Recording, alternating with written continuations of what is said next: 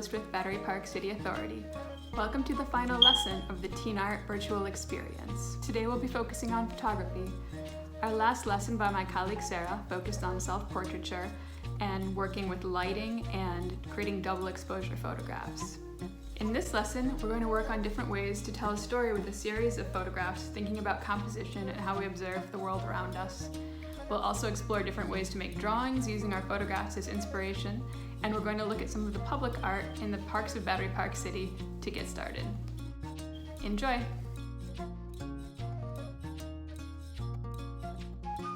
In Rockefeller Park in Battery Park City, you'll come across Tom Otterness's sculpture, The Real World. Spanning the area, there are cartoonish bronze sculptures, animals, and people, all interacting within a miniature society. Glancing down at these as you walk by, they might seem sweet and childlike. But if you bend down and look closely, you'll see that these characters are engaged in complex activities, hoarding money, following prey, helping others, and playing games. Just as these sculptures tell different stories, the photographs focus and help us see what we might have missed.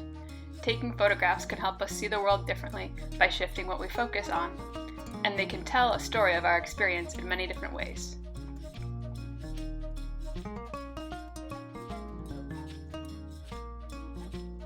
Photo walks are a great way to experience your surroundings in a totally different way. The challenge is to come up with a theme and take a photograph each time you find the thing that you're looking for. You'll be surprised what you find. You'll want to think about composition. How does something look far away versus up close? How does the square format differ from a rectangle? What if you shoot things from a totally different angle? Some of the visual ideas you might want to look for on a photo walk are a certain shape, a certain color, plants, animals, symbols, angles, or texture. You could also look for subjects that convey more abstract ideas, like feelings, harmony, unexpected, fear, emptiness, excitement, unusual, real or imaginary. For my photo walk, I decided to keep it simple and looked for all the circles I could find on the walk from my home to my studio. There were some pits with garbage in them, knobs for industrial maintenance, a tree trunk, there's a lot of graffiti, and in this variety it tells a little bit of a story about the specific location, and it also helped me see the place in a totally different way.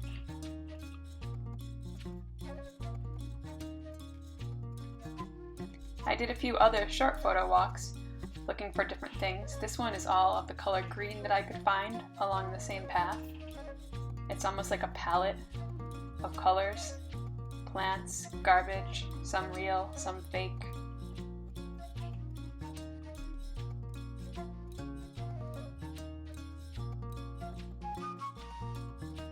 This is another quick photo walk that I did looking for animals on my walk to the park.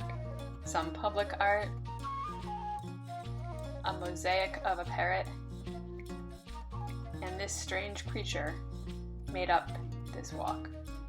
When you're done, look over the results of your photo walk. You might find some really exciting, unexpected photos, or you might want to compile all of the photos together as a study, as I did here with my circle photos using a photo editing program.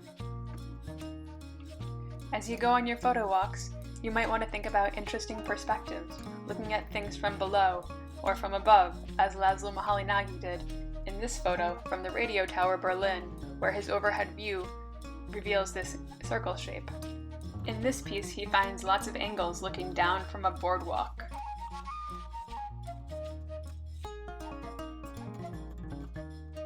During this strange moment when COVID has us all stuck in our homes, for the most part, many artists are documenting their experiences. Photography can be a great tool for this, but again, we have to think about what subject to focus on that tells our story. As we saw in the last lesson, one way to share our experiences through self-portraits, but what other subjects show what you are experiencing? What are you doing every day? Are you with family or pets? Are you going to protests, staying home, watching movies or TV, playing video games? For 7 days, try to document one part of your day. Think about what you are feeling and experiencing, and how photographs might capture that. It could be the same thing every day, your TV, your bookshelf, your family, your pet. Think about what changes every day or what stays the same. I I've been photographing my favorite small moments of every day, trying to experience my life a little differently by celebrating what I might normally overlook. African-American photographer Gordon Parks documented civil rights protests in the 1960s. These are important and beautiful documents of history that mobilized people of the era. How does looking at these reflect how the protests that are happening right now? Why is it important to have visual records such as this? While there are many contemporary photographers documenting the protest movement right now, many are also looking inward to document their interior lives during quarantine. Filipino artist Charles Salazar is looking closely at the things in his home, documenting small moments of his life. How will you create your own visual journal of this time? What is important to you, and what do you want to share and remember? We've explored documenting our lives with photography, and for a final step today, I want to give you some ideas about how we can use these photographs to make drawings. Why do we need drawings if we can photograph anything? Photographs and drawings are different mediums that communicate what we can see in different ways. Today, we're going to try drawing with a pencil and inking over our drawing with a marker, a medium that illustrators and comic book artists frequently use. We're also going to add a little bit of watercolor. The materials that we'll need for this are a pencil, an eraser, a black marker of some kind, and paper. The heavier the better. Also, watercolors, which are optional, and brushes and water to use those. And now I'm going to get started on my drawing. I'm going to try to remember all the drawing skills that we've talked about throughout these lessons, thinking about different kinds of lines. And I'm using a really thin line here as I draw the plants that are in the foreground of the scene that I'm using for inspiration. I'm defining the composition, thinking about the big shapes, which are the tops of the buildings that I see in this moment from my life where I was watching a beautiful sunset from my roof. Sometimes I use light lines as I kind of figure it out.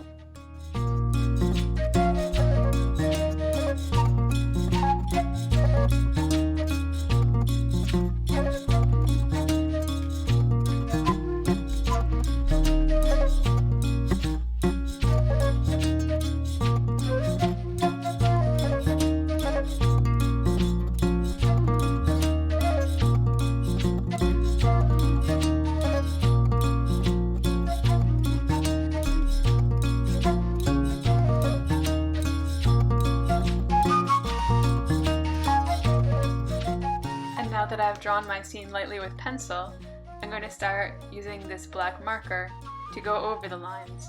And here I want to be a little bit cleaner with the way that I draw. Use the marker to make thin lines, and with a pen like this I can press down harder to make thick lines where needed. So inking is being a little bit more precise as you define and make the drawing stand out.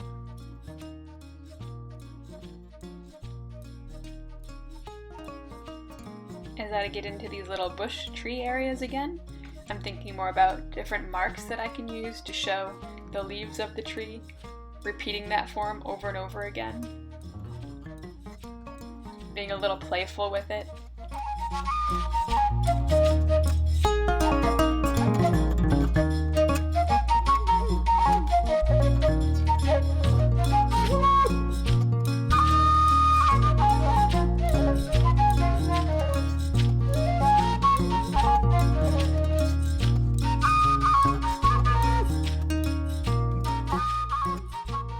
And then I'm going to think about what kind of marks I can use to shade certain areas.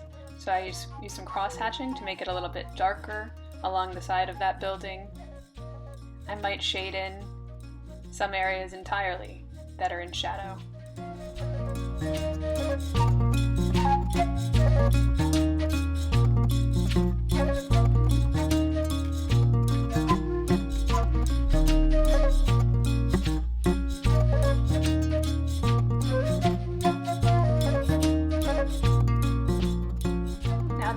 drawing is mostly done, I'm going to take the eraser and clean it up, getting rid of those extra lines that I went over as I worked into it. Now that I'm almost done, I might think about adding a title or a caption to preserve my memory of this moment. So I'm just going to call mine On the Roof. And because I decided to combine pen and ink with watercolor, I'm going to use watercolor for the beautiful sunset. So I need to get a palette to mix my colors on, like I did in the last lesson. And for this kind of sunset, I'm going to make my paint really wet to begin with, so you can see my brush is really wet and I'm just moving it around. Adding a little bit of blue, wet on wet, which means adding the wet paint right into the water. And you can see how that's spreading on its own. That kind of transparent liquid of watercolor. And here I'm barely painting with any paint, just using the water that has the blue in it. So as I go, I'm going to add more colors, add a little bit of purple, move the brush to blend that in, and just keep kind of lightly building up, adding marks, and noticing the way in the photo those different colors sit up next to each other, where there's yellow, where there's orange.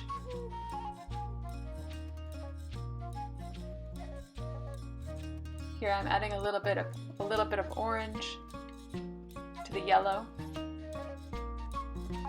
And the beautiful thing about watercolor is that it's meant to spread. So the things that happen that you didn't intend can always make it a little bit more beautiful.